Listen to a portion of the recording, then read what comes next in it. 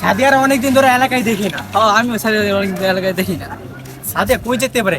এরে ওই যে সাদিয়া, ওই যে সাদিয়া, ওই যে।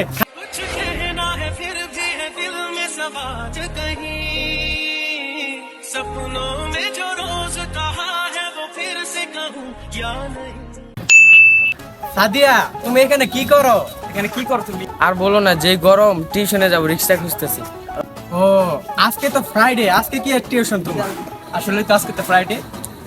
ও আমি তো ভুলে গেছি, খালাদের বাসায় যাচ্ছি। ও আচ্ছা এসব বাদ দাও। তুমি তো জানো আমরা দুজন তোমাকে খুব লাভ করি। তোমরা তো দুজন, আমি তো একা, আমি যে কোনো একজনের সাথে রিলেশন করতে পারবো।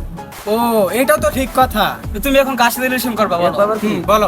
আচ্ছা তাহলে তোমাদের ব্যাকগ্রাউন্ড সম্পর্কে আমাকে বলো। তুমি তো জানো আমার পড়াশোনা ভালো লাগে না, তাই আমি সারাদিন গাঁজা খাই। আর তুমি তো জানো আমার এইসব ভালো লাগে না।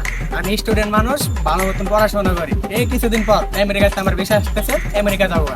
তোমরা কে কয়টা রিলেশন করছো? আমার বাপ দাদা 14 গোষ্ঠীর মধ্যে কেউ রিলেশন করে নাই। আমি ফার্স্ট ছেলে যে তোমাকে দেখে ক্রাশ খাইছি। তুমি যদি হও রাজি, তোমাকে নিয়ে যাবো এখনই কাজীর বাড়ি। আমার এলাকার সব মেয়ে খাওয়া শেষ, এখন তুমি আছো বাকি। তুমি যদি থাকো রাজি, চলো তোমাকে কিনা ডিম দিয়ে দিও বাড়ি।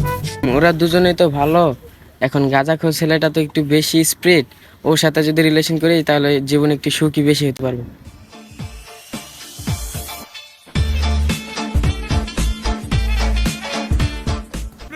জীবনে পড়াশোনা করে কি করলাম? এখন থেকে আমি 3 বেলা গাঁজা খামু, ওর মতো নামু।